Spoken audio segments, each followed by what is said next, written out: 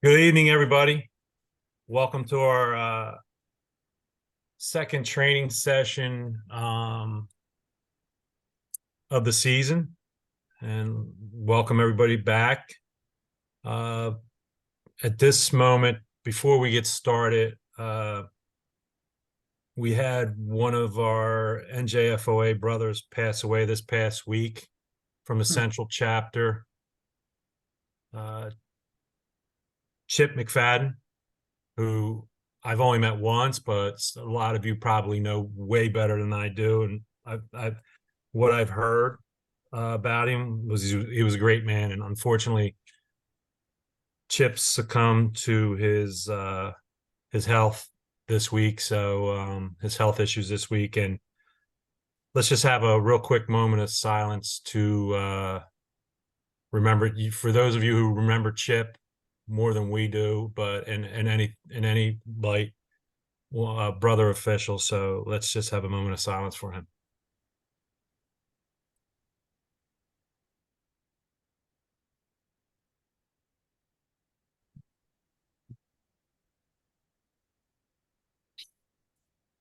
All right, rest easy, Chip.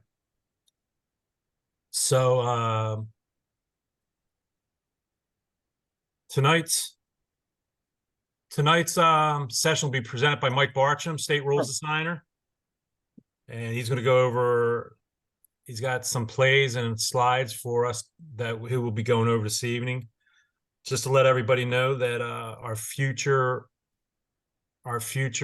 session will be February 27th. And that's going to be the first time since we've been doing this that we're going to have position breakouts. So look for that detail on that coming early next week. And that'll be a new experience. So everybody will be able to, break bread with your fellow position officials. So look forward to that. And that's going to be handled by Steve Citro. And Steve will do a crackerjack job, I'm sure. As we were saying just a couple minutes ago, for those of you who were on earlier, registration for the Sayreville Clinic will be May 20th. And as a reminder, as we always will do in all these sessions, the clinic will be held on August 3rd.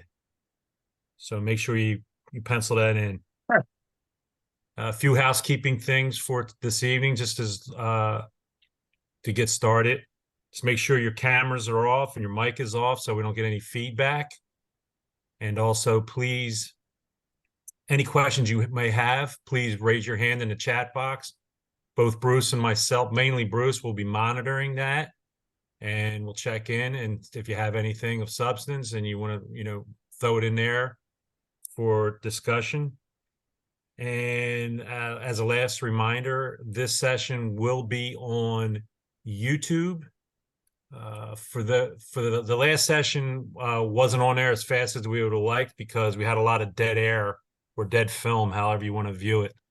That was on the so we had to cut it down. We had to edit it, but it is on there now on the YouTube, the NJFOA channel. So if you want to view the last session, it is on there. And again, this one will be on there.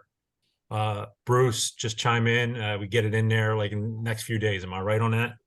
Well, today's Wednesday. Definitely be by Friday morning if everything is done correctly as far as the taping. If I have to clip it again, it'll probably be sometime over the weekend. Okay, thank you. So, with no further ado, I would like to turn this session over to Mr. Michael Bartram, state rules interpreter, and also local NJFOA South rules interpreter. So, Mike, take it away. Thank you. Great stuff. Thank you so much. And thank you everyone else who joined for our training session tonight. As Scott said, I'm a proud member of NJFOA South, and I'm here tonight as an umpire. So someone who's out there that earns that fee on a Friday night as opposed to the other 5 guys that go for the ride. Unless there's a big issue, then it's the referee, and then I'm just one of the other 5 guys that goes for the ride. So let's go through this. We'll have some fun. I have some slides in here, and then, like Scott said, do have some video at the end. All right, so want to start off by giving a shout out to one of New Jersey's own, Coach Tom Hill. who is, my understanding, a former proud member of NJFOA North. Tom is going to be the field judge on Sunday for the football game that's happening out in Las Vegas. It's also going to be his last game as an NFL official. Tom has had a hell of a career, as you see there, 398 regular season games. He's had 23 playoff games and 4 Super Bowls. He's worked 9 wild card, 10 divisional rounds. I'm sorry, 9 wild cards, 4 divisional rounds, and 10 conference championship games, and 4 Super Bowls. Super Bowls 40, 49, 52, and 58. So tremendous achievement. I know Tom has been to our clinic at least one of the years, if not both. So he's another great example of giving back to the officiating community. And I just want to make sure that we recognized him tonight for his tremendous achievement, his tremendous career. So, all right. So as you see here, from an agenda standpoint, we're going to talk pregame responsibilities. We're going to talk positioning. We're going to talk our responsibilities for the umpire for scrimmage plays. Then we're going to talk a little bit about point of attack, ball placement, lateral positioning, something I'm calling pre-snap awareness, and then finally huddle videos. Okay, so again, this is going to be focused on the umpire position. However, I do think it will be beneficial to all positions to understand where we as umpires are looking. Some of our responsibilities, both pre-snap and then even after the play, spotting the ball. And again, some of these things, are going to have my personal flair to it. Listen, everybody, is going to work the position the way it works best for them, right? So I'm not saying that this is the only way to do things. And some of these, some of the things I pull right from the mechanics manual, so those will be, what we as a state, as an organization of NJFOA think that our umpires should be doing. So we'll talk about that, but some of the other stuff might just be some philosophies and some things to think about. As I was getting ready and I wanted to kind of set the tone for tonight, I came across what I thought was a really great quote when it comes to being an umpire. It takes longer to learn the umpire position because of your position on the field and what you need to do to control the game. You not only are involved with calling fouls, but you have administrative duties to perform, getting the ball in place, walking off penalties properly while helping the referee keep the game moving. So this is from Rosie Amato, who was a former ACC umpire, a longtime ACC umpire, and had a terrific career as well. But I really thought this encapsulated what we as umpires really have to do. Being right in the middle of the action, the ones closest to those O-line and the D-line, really trying to control the game all at the same time, helping the referee maintain what we're doing during the game administratively, right? Keeping the flow of the game on, making sure we're moving to expedite things, but, not hurrying, right? So we want to hustle, but not hurry. And we'll talk about a lot of those things as we go through tonight. So first thing I want to go over are pregame responsibilities. So during warm-ups, this is the best time to get out there and really let's look at the player equipment. Now, I'm going to stay away from everybody's favorite topic of pants being too short or war paint on their faces from the eye black, right? Those are whole crew responsibilities. What I'm talking about here is the legality of certain equipment. Casts, right? No longer, a long time ago they used to have the doctor, none of that. It just needs to meet the requirements, for the proper padding. Braces. This is something that I started to see a lot more of last year on film that I was reviewing or looking at, as well as I had I wouldn't say heated, but I had a pretty good conversation with an athletic trainer who swore to me that it's impossible to get a knee brace underneath football pants. He said they just don't make pants like that, to which we went back and forth, and I finally had to show to him that, those big ACL type knee braces, those have to be worn underneath the pants, right? It can extend out the bottom, but the top of it has to be covered, right? So that's something that we can, we should probably be looking for. Again, walk around, pregame, look at those things, especially going to be, like I said, the O-line, the D-line, right? Look for any of those casts, look for those braces, anything that's at that hard, unyielding surface. Let's make sure it's covered, right? That's all, part of the safety and part of our responsibility, right? Visor is another big thing. I know for some reason, the players like to wear their dark visors out, during warm-ups, and then they all promise you that they'll take them off before the game. If you see that, don't assume that that kid's going to do it. Make sure you tell the head coach, hey, coach, 22's got that dark visor. Please make sure that's off before he comes out of the locker room.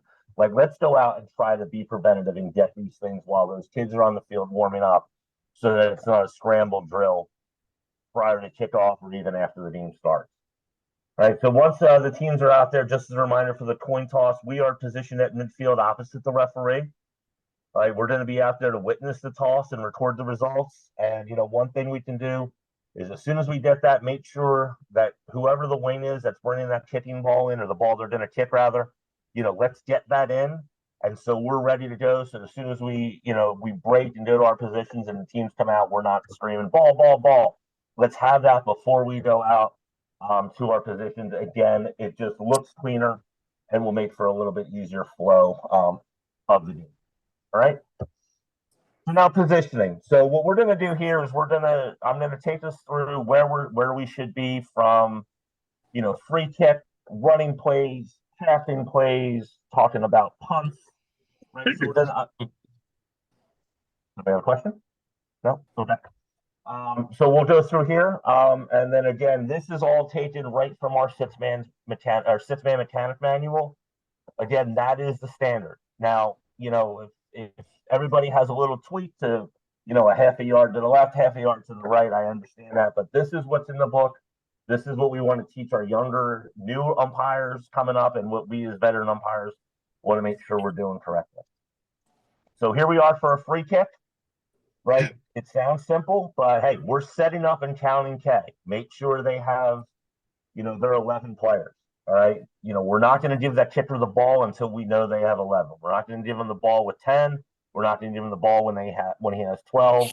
Right. We're not going to let that kickoff go without making sure we have the proper number of players.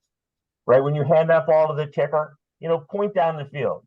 Tell him, hey, the referee down there, the guy wearing the white hat, he's going to blow the whistle, right? And that's when we're going to go, right? So don't go until you hear that whistle.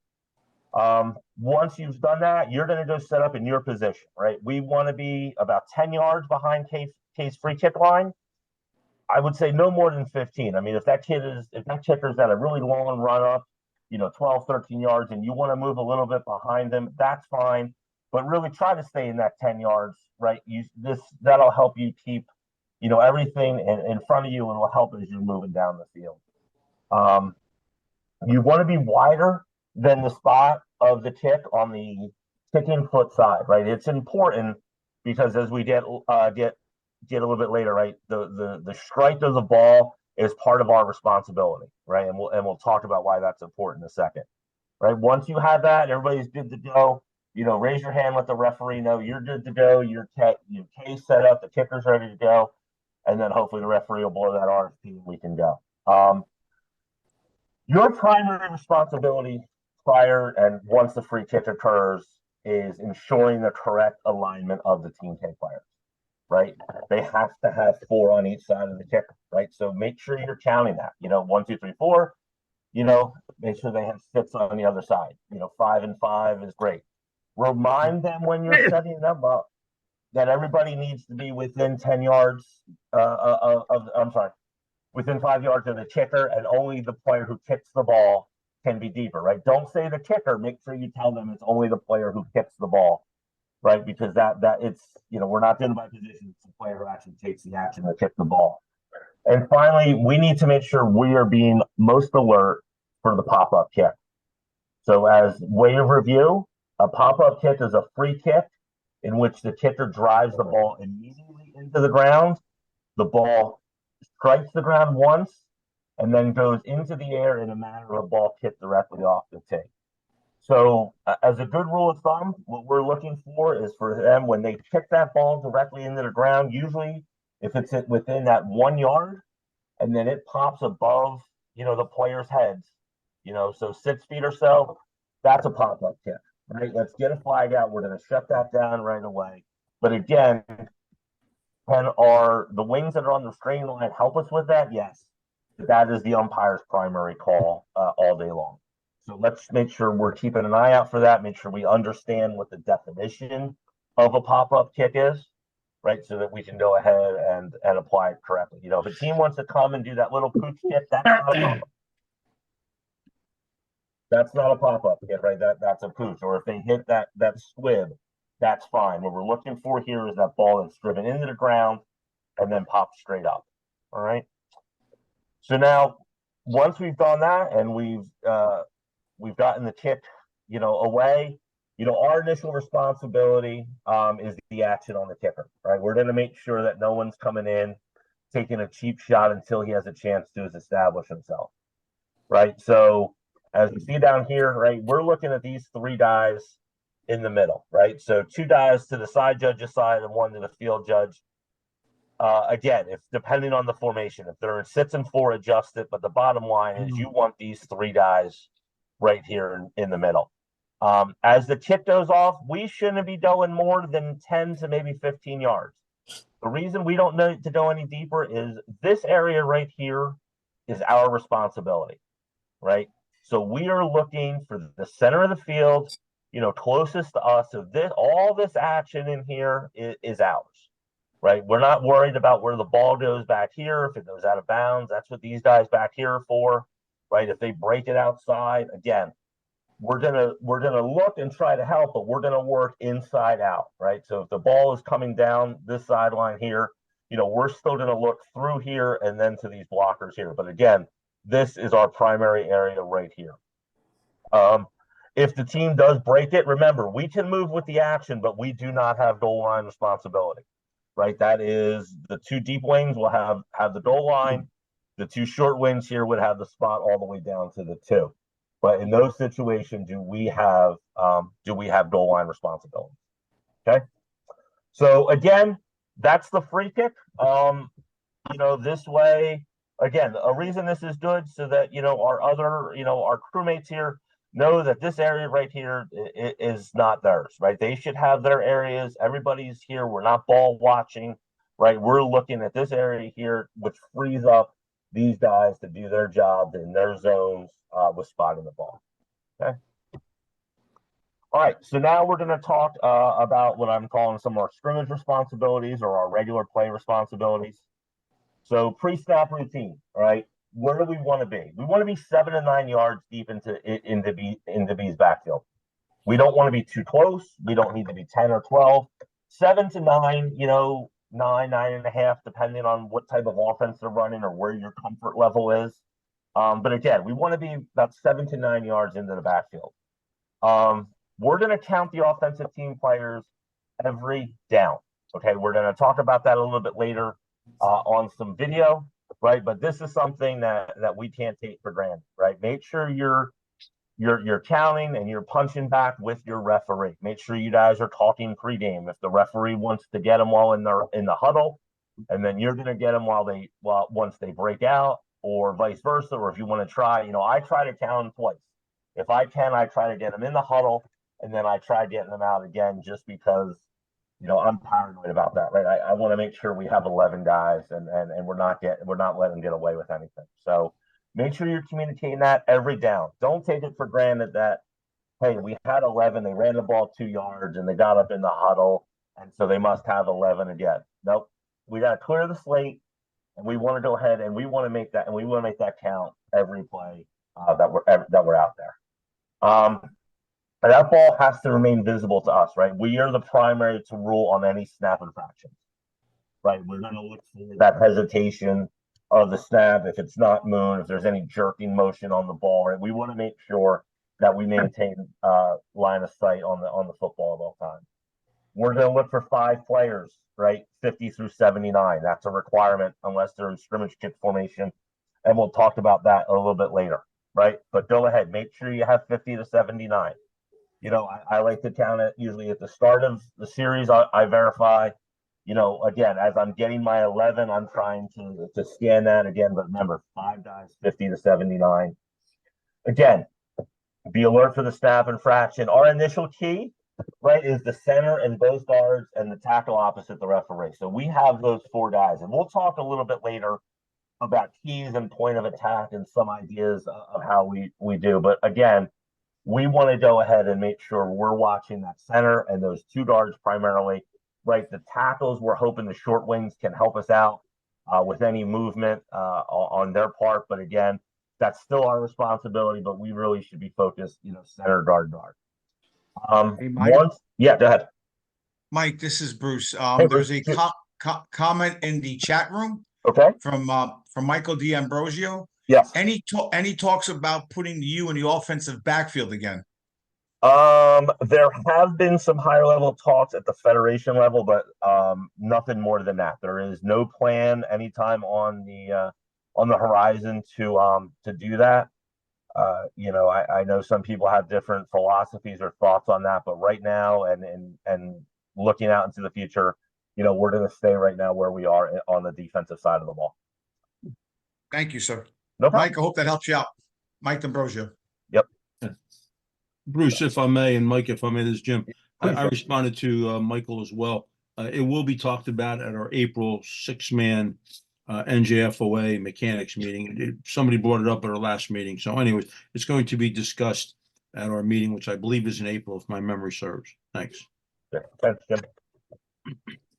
So, hey, once that play is dead, let's go ahead and let's hustle to get the ball for the next play, mark it, and then back out. Again, we're going to hustle. We don't have to hurry. We're not going to run. With the 40-second play clock, we want to move at a good pace, right? Even if they're in a 2-minute or hurry up offense at the end of the half or game, we want to make sure we're maintaining a constant pace throughout the game. Like, that's something you and your referee should definitely be working on to make sure we're maintaining that good pace. So that's where we are pre-snap.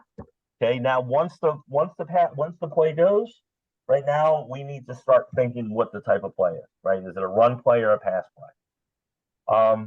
In today's game with the RPO, it's becoming a little bit more difficult. Right, we're not where teams used to fire out off the ball on the running plays, and they would definitely, drop back and pass protection. But for the most part, you can still get a lot from how those players set up and what their initial charges are. So again, if we read run, right, we want to try to find the point of attack as quickly as possible. Right, we want to focus in on that point of attack and the action on or by those interior linemen. Right, the things that we're going to see the most and the fouls that we're going to be most responsible for, your holding, your chop blocks, and any sort of other illegal block, right? A block below the waist, anything like that. And something else that we need to make sure we're thinking of, holding and blocking below the waist isn't just a foul you can call on the offense, right? The defense can do that as well. There are defensive techniques where they're going to, where the interior lineman is going to take that offensive guard and pull him down and hold him to allow the linebacker to go in, right? If you think that's what the purpose of what they're doing, that's a foul for holding. Or the other one, we may not see it as much as our short wings, but a pulling guard, a pulling lineman coming around, and a defensive end or a linebacker comes in and chops their leg out so that they can't get to the next level, and the safety has a free rush on the offensive player. So again, these are things that we want to make sure we're being observant of. We really want to make sure, and I know we have some sessions later on in the season about holding, right? We want to know how to identify holding, right? What are the different types of holds, right? That's really where our bread and butter is, right? When we throw a flag on a running play, 9 times out of 10, it's probably going to be that hold or some sort of an illegal block, right? So let's make sure we understand those, right? Put some time in as we do these training sessions to understand the different types of holds and some things that can help us from a cueing standpoint. When the ball becomes dead, in or out of bounds, let's move and retrieve the ball. So here's one that I do want to talk about. I will tell you that when I started out as an umpire, I had a few veteran umpires who were sort of mentoring, and their thought back then was those sets of hash marks are walls. You should never go outside of your comfort zone. Your comfort zone's inside the hash marks. I think that's evolved a lot now, and we've changed a lot. A lot of it is because of the types of offenses the teams are running. Do not be afraid to go outside those hashes, right? As an umpire, we should be working number to number, right, to get the ball. I know our deep wings are coming in to accordion to help with the ball transfer, but hey, there's the further we can move out, if the play and the situation allows it, it's just going to help with that ball rotation. It's going to look cleaner. We're not asking our short wings to throw the ball longer. It doesn't hit us right in the hands or in the chest and it drops, and now we're chasing the ball. It just looks cleaner the further out that we can move, shorten some of those tosses, right, which will then allow for us to go ahead and get the ball spotted. I know we've really been focusing a great deal, especially since we've moved to 6-man, on the soft spot. Right. So in that situation where you're coming out into the side zone to the numbers and you're getting the ball, right, especially in the hurry up or that 2-minute, use that soft spot, right? They're going to be matching up to where the official on that side, has the play. So use them. This way you don't have to run in, turn around, find that official, just run in, look at, that soft spot, go off of then, and then move back to your position, right? Use that soft spot to help us. Again, we want to make sure we're maintaining the flow of the game, right? And, with the exception, especially if it's a new set of downs, it's a clear first down, go off of that soft spot, right? If there are times you feel that you absolutely have to get the spot by the side of that win official that, has the forward progress, then go with that. But when you can, use that soft spot so you're not out there, turning around and doing pirouettes and again, we can just help with flow of the game. Okay. Passing plays. Remain stationary, right? We do not have that line of scrimmage outside of the 7, right? We're going to talk about that in a little bit. So again, same as a running play, right? But now is the point of attack is not really one spot. Now it's that whole offensive line that's pass protected, right? So we kind of got to scan left, right, to see what we have there, right? As the game progresses, you're going to notice tendencies. You're going to notice that, hey, that left guard is having a tough time with that D tackle. So maybe that's where you're going to start your progression when you're looking, right? So let's use that, right? And again, here's where I talk about that defensive hold, right? If a defender just comes in and brings his guard or tackle right to the ground so a linebacker can run free, that is a flag for defensive holding. So let's go ahead and make sure we get that. You absolutely can provide assistance on ineligible receivers downfield, right? The primary responsibility is the short wings, but if you start off at your 7 to 9 yards, the play develops, and all of a sudden number 63 is standing next to you, he's downfield illegally, right? So let's go ahead and get a flag out. On any forward pass that crosses the neutral zone, right? Let's go ahead and do that. But that's one of those situations where we can absolutely help out, just because of the play, the mesh, the short wings lost sight of it. Again, if it's close and you don't have the best view, no, eat that. But if that offensive guard is standing next to you in the defensive backfield, right, he's down there illegally. That's what we know about. Now, the big thing is obviously inside the 7, right? When the teams are going in, we're going to switch that now. So now we have responsibility for that forward pass crossing the line of scrimmage. Okay, we're going to have primary responsibility, for the ineligible men downfield, and we're going to have responsibility to make sure that the passer was not beyond the neutral zone when they threw the ball. Okay, so again, 7 going in, and I think we talked about 5 coming out. Right, those responsibilities are going to switch, and it's going to go back to what a lot of us were more used to back in 5-man mechanics when we had the line of scrimmage all the time, right? So make sure when you get down there, you're relaying that to your short wings, right? Don't be afraid to talk. Don't be afraid to get on the 0-2-0. Don't be afraid to shout, hey, my line of scrimmage, your goal line, right? Remind them of that. Especially early in the game, first time down there, the ball's at the 6. Hey, let the short wings know, guys, your goal line, my line, right? My line of scrimmage, so that we, everybody knows and everything's covered. All right, so let's make sure we continue to do that. With the 6-man mechanic, not having a back judge in the center of the field. That ball thrown downfield, right? If you have the ability to spin and look and see for complete, no complete to help those deep wings, absolutely we need to do that, right? There's plenty of times where we might be the only people out there that have that clean look, looking straight down at that play. So, make sure you look at that, help out those deep wings if they need it, right? If you see that ball clearly on the ground, come in, wipe it off. There's absolutely nothing wrong with that, and it's encouraged, right? That's the proper mechanic. So again, especially anything over the middle, provided what's going on in front of you can release that turn and help out those deep wings, right? And then once there's a catch, especially something out, to the flats on either side, make sure we have some clips on this a little bit later. Make sure we're picking up some of the action in front of the runner, right? The short wing will have the ball in that case, but make sure we're turning our attention to where the ball carrier is, or the receiver in this case, and we're looking for the action in front. Okay, punt plays. We want to be a little bit deeper, right? We said 7 to 9 on a regular play. We now want to be 8 to 10.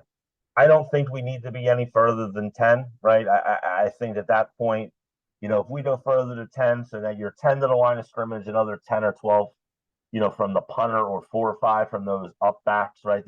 You're a little too far from the action. So I think 8 to 10 is a good number. Make sure you have, your head and on a swivel, and you're not getting clipped on the way down. So make sure, self-preservation, we're taking a chair and we're looking at that. Make sure you see the snapper before and during the play, right? You're the primary for any action against the snapper. Remember, when they are in a scrimmage kick formation, right? And here's just a little nit, and something I like to share. You can warn the R players that they cannot have a direct charge into the snapper. I can't tell you how many times I've heard umpires say, "Stay off the center, don't hit the snapper." Right? That's not a true statement, right? They can do all that provided that snapper has his head up and has established himself. So when you're giving, I don't want to say advice or instructions, or when you're giving a warning to the defensive team, make sure we're using the proper rules and the proper wording, right? There's no direct charge into the snapper, right? There's a big difference. Kid comes to the sideline, goes, "Well, why'd you give him that snapper a free release?" And the kid goes, "Well, the referee said I couldn't hit him, or I couldn't touch him." Right now, you've put that kid in a bad spot, and your crew, because you've also given some bad information. So again, I'm all for a preventative officiating by doing that, but let's make sure we're using the right terminology. Remember, when the scrimmage kick formation, the number and exceptions in place, right? So they don't need that 50 to 79. If you can, and I know sometimes it's tough because they might bring in, five linebackers in there, but if you definitely, try to pick up some of those numbers, especially the interior guys, the snapper, right? If you know the snapper's 45, try to remember that. So if there's a broken play, a fire play, even on an extra point or field goal, and all of a sudden they throw it, and number 45's, standing in the end zone with the ball, and everybody looks and goes, "Where'd he come from?" Right? Make sure if we can pick up some of those numbers, that'll just help, prevent a jackpot from us. Again, it's going to be tough, especially if they have 5, non 50 to 79. That might be tough, but when we can, let's try to go ahead and get that number. Again, be alert for holding. If we can, we're going to assist the referee in determining if the ball was tipped in or behind the neutral zone. Depending on how the play goes, that's going to be a little bit tough. But if we can help out, especially maybe on some of those rugby style punts, let's do that. This one I want to remember, because we're going to talk about this a little bit later in the video. So after the kick has crossed the neutral zone and the action in the line has cleared, meaning those guys on the offensive line have gone down to cover the kick, the defenders have turned to go down and block, then we can turn with those guys and help out, right? Until then, you've got 7, 8 bodies in front of you and the kick's over your head. We don't have any responsibility with the kick, right? We don't have to determine if it was touched. We're not going to go ahead and mark the forward progress. So there's no reason for us to turn too quick. Let's stay focused on what we need to look at, which is the line play. And then only once those kids all start moving down the field, then we turn. Again, if the kick is if the kick's blocked, picked up by a member of the receiving team, follow the play down. Again, cover the action, but we do not have any goal line responsibility. All right. So just a couple more things on some of the scrimmage, and then we'll get to some more of the philosophy type stuff. Penalty enforcement: secure the ball. Get the ball before we do anything. Make sure we confirm with our referee the enforcement spot and the distance, right? And then let's mark off the penalty. Remember, on a turf field especially, or even if you have a really good, well-marked grass field, you don't need to step off the yardage except that first and last step, right? So you can take that first step and then even go into a brisk walk or a slow jog and get down to on a 10-yard penalty 9, make off that step for 10. Make sure you are working with your other officials on your crew. Who's holding that enforcement spot? Who's going to go to the seceding spot, right? Don't put that ball down until you're all in agreement that, hey, I started on the 20, we're going to the 30. All right, I'm at the 30. Whether it's my linesman or my line judge, however your crew wants to work it, he's at the 30. All right, we're all good. We can put the ball down. What you don't want to do is you get to the 30, they're at the 35, and go, crap. Now that's where hopefully someone's holding your enforcement spot, so you can look back and go, all right, it was 10. I'm going to adjust. We're good, right? So make sure that's part of your pregame conversation every week, marching off those penalties and how we're going to do that. Once you put the ball down, make sure you're staying over the ball until the referee's done his work, whether it's his signaling, his announcement, right? And then once you do that, it doesn't hurt to remind the snapper, the referee's talking to the quarterback, remind the snapper, hey, wait for the whistle, right? Let's wait for the whistle, and then we'll go from there. Go tight. A lot of information. I know some of that was kind of meat and potato stuff, but I think it's important. So I'm going to try to get through the rest of this so we have time to watch some video. Point of attack. So bottom line is the point of attack is, where the ball was intended to go, right? So in this situation, right, you see the center's blocked in one way, the guard's blocked in the other. That's your point of attack. So use that motion of the offensive lineman to determine the point of attack, right? One thing, and again, this is just some ideas that I like to do. Don't focus purely on the center because he may not always tell you where the ball is going to go, right? You need to worry about those other interior linemen. The other thing you can do is you don't necessarily focus on the players, but look at some of these gaps, right? The guard center gap and the guard tackle gap, right? Look and see what these pairs of players are doing. So again, if you're here and you see these two players are each going in different directions, they're trying to kick out, that's going to allow for the point of attack here, right? So just some ideas on, point of attack. Ball placement. This seems pretty straightforward, but a couple things to think of, right? On a change of possession, start the next series on a tick mark, right? If arm hits a fair catch between the 34 and the 33, put the ball in the 34, right? Even if they return the ball and they get tackled between the 33 and the 34, put it on the 34, right? Start that first series with an easy first down, so you don't have to worry about that, right? That's one opportunity when we have to do that, so let's take advantage of it. Other times, when at all possible, we want to place the ball where it became dead, especially if that ball is down inside the 5-yard line, right? The punting team did a great job. Let's reward them appropriately. Change of possession, everybody knows where it is, prior to the change of possession, so let's go back to the stop. Here's another one I found, and I've heard before, and I like this. If A is getting a first down, a foot short of the 10-yard line, put the ball in the 10. Make it first and goal, right? I'm not saying move it from the 11 to the 10, but if it's close enough to the 10, put it inside, put it on the 10 or even a little bit inside, right? This way we don't have to worry about two spots in the chains. We know they got first and goal, and that's one less thing we have to worry about. Again, not trying to tilt the scales in any direction, but if these are things that we can do to help our crew and help flow the game, by all means, we should do it. Lateral placement, right? I only have a couple more things before we get into the video. So just as a reminder, there are times when the offense can choose where they want to put the ball laterally, anywhere between the hash marks, right? Once the RFP has been given, right, now we can't move the ball. So let's make sure on some of those cases, we give the team, an opportunity to tell us where they want the ball.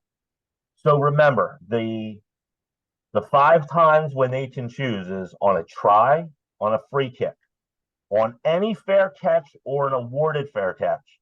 Doesn't matter if they catch it and call for a fair catch in the middle of the field. If they want to put it on the right hash mark, they have the right to do so. On a touchback, same thing.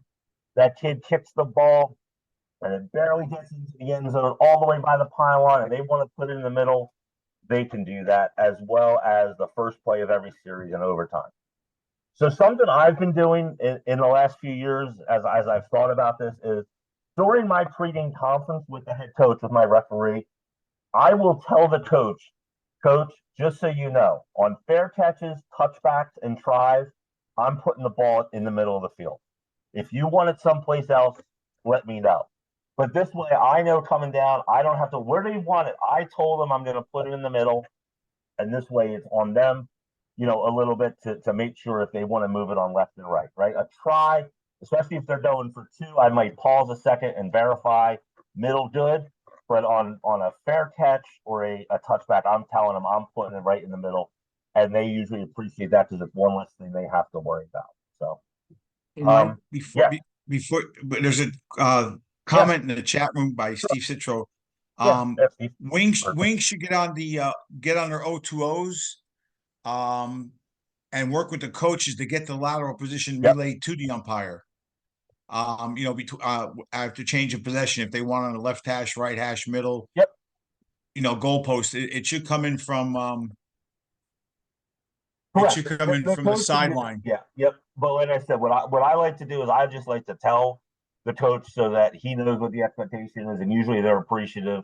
But again, if they want to move it, we'll move it. I'm not saying I'm not going to move it. I'm just telling them that unless I hear from you otherwise, we're going middle of the field. So it's just something I've been doing to, and still I communicate that with my wings, and they'll let me know if they want to move it. But I just think, sometimes the wing may not think about it. The coach might be caught up in something else, and usually they say, yeah, the middle's fine. Some of these teams that run the wing T or they're a triple option team, right? They might want that hash or that goalpost a little bit more, and we can confirm. But again, if it's something that works for you, just as as an easy reminder, one less thing you have to worry about during the game, by all means. And there's a second question in the chat room. If there's a re-kick following a penalty, can they pick a different location? Location. Yep. A foul on a try or a free kick, they can change their lateral position. Yes, absolutely. So, as a reminder, between quarters, the ball's going to remain in the same lateral position. Here's another one that I think we sometimes don't think about. On a punt or a free kick that goes out of bounds, okay, this isn't a fair catch and this isn't a touchback. They don't have a choice. It stays on that hash on the side that it went out of bounds on. Now, if it's a free kick and they decide they want to go 5 and a re-kick, that's different. But here, if they don't choose that option, right, we're gonna leave it on that side zone. Think of it as just as if the ball was carried out of bounds by a runner.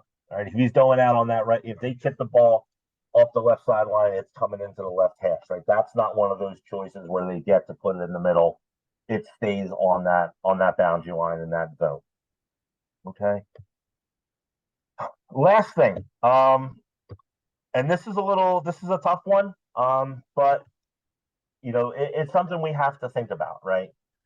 Disconcerting acts is a penalty on the defense, right? So make sure here's a great time to use some preventative officiating, right? They can fake a blitz, they can do that. Anything that has, a true football purpose, right? But if they're coming up and they're clapping in the center space or they're foot stomping and you feel that calls the false start, by all means, that's a disconcerting act. So here's a situation where, again, a little bit of preventative officiating goes a long way. You see a team that's doing something like that, and the offense doesn't jump. Right? You might be able to keep your flag in the pocket, but just talk to them like, hey guys, knock that off. Right? So let's use a little bit of preventative officiating, especially when they're calling their cadence. Right? We got to make sure the defense isn't using things such as, go, hike, hut. Right? They should stay away from those words. Right? If they're telling their team to shift or move, that's fine. The defense has to be able to make their adjustments. But like I said, if there are things that they're doing that is absolutely trying to cause the offense to false start, if we can shut that down early in a game, let's do that, because we don't want that to happen on, 4th and 4 late in the fourth quarter, and that's what gives the team a first out. Let's make sure if we can get out on that early, we can do that. Hey, Mike. Yeah. Just one reminder on that, and that they changed the rule a few years ago. And now disconcerting acts used to be a 15-yard penalty. It's now 5. Yep. And for those referees, the trivia question is, do you know what the signal is for it? I hear the Jeopardy music playing. Signal for it is the old signal that you used to use for improper equipment. One hand behind the head. Absolutely. Thanks, Bob. Yeah, I appreciate it. That's a good point. Yeah, it was. It previously was a 15-yard unsportsmanlike, but now it's 5 yards, right? So again, if you see something early in the game, borderline like that, go ahead and get it. Shut that down so that you don't have problems later on. All right. So, all right, that was a lot of information. Hopefully, you guys found it useful. I do have some video now, so I do want to thank Steve Citro and Jeff Gadagno who helped me pull some of this together. So guys, thank you so much for your help on this. Let me bring up my video. Okay.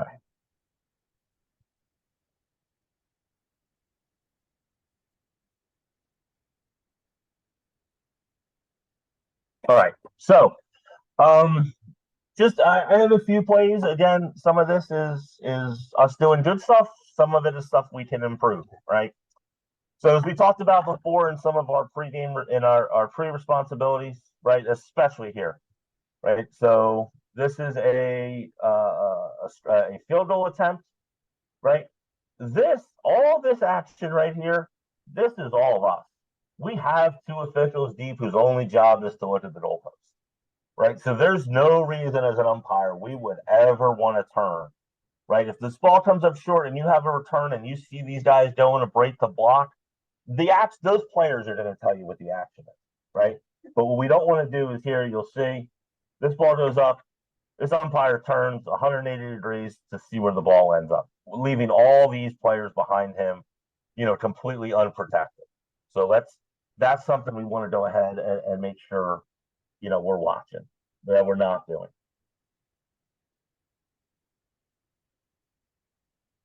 Right. So here's another one where we talked about hustle but not hurrying. When you see how this play plays out, right? It's a run up the middle for short yardage. They don't go. They don't go very far. I know we want to make sure there's no extra BS. Oops. I know we want to make sure we don't have any extra BS, but here's where, when you hear the whistle from your wing and he's killing it, we can use our voice here. Hey, play's done, let him go. But we don't want to be running in, especially with all this action. Let's make sure we're catching anything, right? You'll see right here, you kind of have this player right here with that late shot. The umpires, coming in here, these 2, his short wings get it.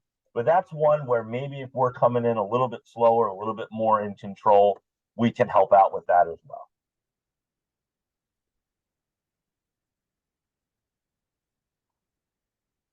So here's another one. Remember when we're throwing flags for fouls, for a live ball foul where we need to know where the spot is, we want to make sure that flag is going out to a spot. Dead ball fouls, we want to get high in the air. But we want to make sure that once we have that flag, we know where we're putting it down on the ground, why we're doing it, right? Let's get a whistle and kill in the play. So you'll see here as this play progresses, you're going to have a live ball foul for a hold right in front of the goal line, right? So that we see that the play is a touchdown, but we need to know where that spot is, not just a throw straight up in the air, because now I don't know where to take that from, right? The umpire might say, oh, I had it at the 2, but let's get a flag out on the proper yard line, right? That's not just umpire specific. That's a little friendly reminder for all of us. Okay, here's another great example of once these blockers clear, right, we can then watch the action in front of the ball carrier, right? We don't need to make sure about the ball carrier because that's what our short wings have. But here's where, as an umpire, if you're following the action correctly, especially right out here, right, you see this, right? We should see this coming a mile away. You're looking out in front of the blocker, right? And you see this player coming back towards his own line of scrimmage. We all know what's about to happen here. Bang, right? There's a clear blindside block. Our umpire did get this one, so that's a great example of making sure that we see that stuff and we're helping. So again, once that ball clears out and our, now we want to go ahead and shift focus on that play going downfield. We're going to have a similar play here. Where we do, the umpire does a great job of helping out with a play that goes wide. We see here, we stay, but now let's watch that action in front, right? So again, not our responsibility, right? This is where the point of attack and the action is. So we're looking over here for any BS that's going to happen here. Oh, we can see what's coming here. A deep leader, right? We want to make sure 100% of the time we get that flag. We have to. That's a safety issue. Okay, here's where we were talking about earlier with the punts, right? We don't want to be too much of a hurry to turn around on the punts. We have no responsibility for the ball, right? So in this situation, I'm going to let it play out. Here's where we don't need to turn. We don't need to turn quickly, right? Let the play develop. Let the play develop and see what happens. So here we go. Punt up, right? We're all looking in here, right? When the ball's kicked, we're looking here. Once that ball clears, the neutral zone, right? This short wing is going to go down, right? Because he's gonna help out with the deep wing on the spot. But you see here, the umpire is turned. Look at all this action and all these players we left completely unattended, right? Yeah, the referee's looking through, but there's a lot of guys. There's no reason for us to turn around in this situation, right? And here's where this short wing's looking down. We're turned here. We have a hold here that nobody sees, right? And that's a takedown, and that's going to be where the run goes. So that's one of those situations where we don't need to hurry too much to get turned around. Let those players go down beyond us. And right, I think I have a clip a little bit later that shows those patients working out. So here we go. This is a muddle huddle, if you will, right, or a PAT alignment. So we've talked about this before. So we do not have a holder in place with his knee on the ground. So to me, this is no different than a regular passing play. So one thing here, and it's my understanding from the deep wings, right? We want these deep wings, they should be in their regular positions right here. There's nobody in place to hold and kick that ball, right? So now we're here, we're getting set up. Now, when they shift back in, as the umpire, we need to come in here and get over the ball, right? And make sure that now, if our referee was here, he has time to get over, and our deep wings have time to get their positioning. So, and then once the umpire or the referee gives you the okay to release. The other thing is, this is where you're going to see all the funky stuff, right? We say it all the time on kicking plays, right? So right here's a great example where we might have a hurdle, right? But, the offensive player had their hand on the ground.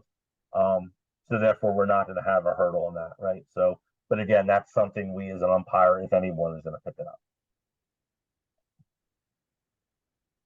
I think So Scott, I mean, Mike, you're saying that when they have the muddle huddle here, you want us to treat this like a late substitution type of thing when they go into their formation? Yeah, because if there's nobody in place to kick the ball, we have to assume that it's going to be a regular run or pass play. So, these wings should be out in their normal spot, and then when they shift, we should come up and allow our referee and our deep wings to get into position. That's how it's always been explained to me. I know, I think that's something we want to continue to do, because we don't want to put ourselves in a bad position, right? They're working at our pace. We're not going at their pace. So, all right. I have a couple more videos, and then we can, I'm running up against the clock, I think. Oh, you got time. Okay. All right.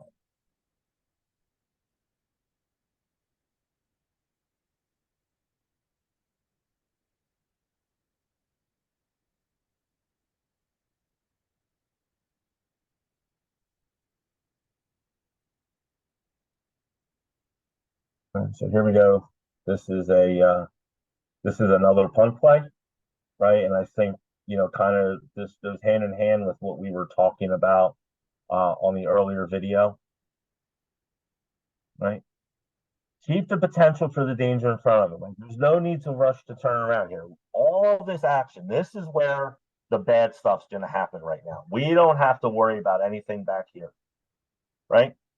So wait, there's still problems. Okay, everybody's gone. Now the players are past me. Now I can turn and help if I needed to, right?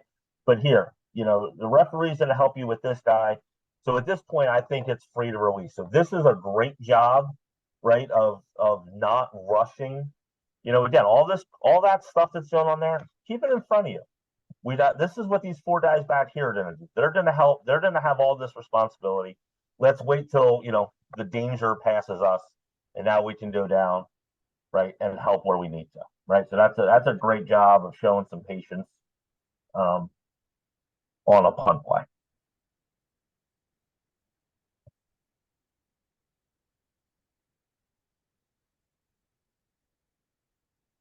Right. So again, this is where sometimes it's tough, right? This is a quick developing play, right? But we have the point of attack here, right? So as quickly as we can, this is where we need to get our focus, right? To me, it looks like we're looking over here off the ball, right? This is where, your short wing here should be able to help you with anything here, right? The deep wing's looking at the widest guy.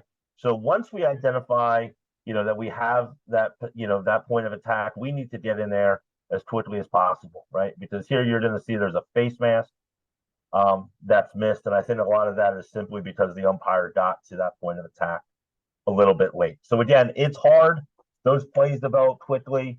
There's a lot of motion in the backfield, but again, if you can pick up some of the reads off the line and those gaps, I think you'll be in a better position.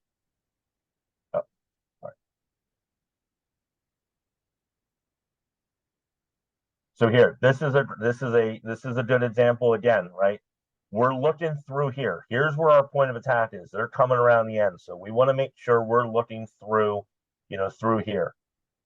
Even though this guy bounces this to the outside, again, our attention should be right here, right? And I think you'll see there's a takedown right here at that point of attack, right? So we got to make sure we get that flag, right? That's got to be us. So again, make sure we're finding that point of attack as quickly as we can, right? And let's stay on it. All right. So now here's another interesting situation. So let's count them up. We got 5 guys here. We have 7 over here. 5 plus 7 equals not good, right? So right now our antenna should be up, right, to see what happens. Maybe this was a late sub coming in, so let's hope that our 12th guy is getting off the field, right? In this situation, right, let's hope at least that the head coach gave you this one in the pregame, right? Hopefully he told you about this formation, right, and we can prepare. So if we did have this, how are we lining up, right? I'm thinking maybe we want to go ahead and split the difference a little bit, right? So we can still keep our eye on the ball, literally, right? But I don't think we want to just abandon everything out here. So we want to try to split the two on here, right? Again, the ball is our primary focus, right? He does a good job moving over, right? And now as they shift back, right now you'll see, right, the two deep lanes are now coming up underneath the post, right? The referee has time to get over. So here's the one thing where you and the referee need to be in sync on. He realizes he's number 12. He's the 12th player, right? Because if you watch when they come up, he's like, I don't know where to go. You're in my spot. Okay. So now he realizes he's number 12. In this situation, I think he's been on the field a little too long for us not to get this and call this an illegal substitution, right? Because here's two things that could happen. One, which is the worst case scenario, is the defense doesn't know he's 12. This guy gets in formation. They're panicked because they're not lined up right. And they burn a timeout because they think they have the wrong line. Or in this case, right, he's wrong, right? And we let the offense call a timeout and basically buy their way out of that foul, right? So that's one of those situations where I don't think we want to wait too long on that, right? They have those 3 seconds, once they establish themselves a player for the sub to get off. But again, that's something where we got to make sure we get that count early and we're ready to go. All right. Okay, we're right at 8:30, so I'm going to relinquish the screen. Hopefully you guys found some of the stuff I put out tonight a little bit useful, especially for the umpires and for those of you who aren't umpires who aspire to be one day. Hopefully it was beneficial. So with that, that's all I have. Scott, Bruce, I will turn it back over to you guys. Thank you, Mike. Mike, the only thing just to ask you is a couple guys have indicated they want a copy of the PowerPoint. So if you could please send that over to me, and then I will send it over to the individual corresponding secretaries so they can disseminate it to their individual groups and go from there. Yep, no problem. I'll get that over to you. Yeah. Appreciate it. Yep. So with that being said, once again, we will have the next session on February 27th. I know, Bruce, you had it in your notes as February 28th, but we changed that because of a conflict with, I think it's chapter has a cadet meeting or meet and greet that night. So again, the next session is February 27th. And that again will be the position breakouts via Zoom. And that's one, like I said, we are looking forward to having for a first time. So we're hoping for a great turnout for that evening, and appreciate everybody coming on tonight, and enjoy your weekend, enjoy the Super Bowl, enjoy whatever you got, and enjoy your family, because like I said at the beginning of this whole program tonight, we lost one of ours family, our refereeing family. So with that, everybody enjoy your evening, be safe, and talk to you soon.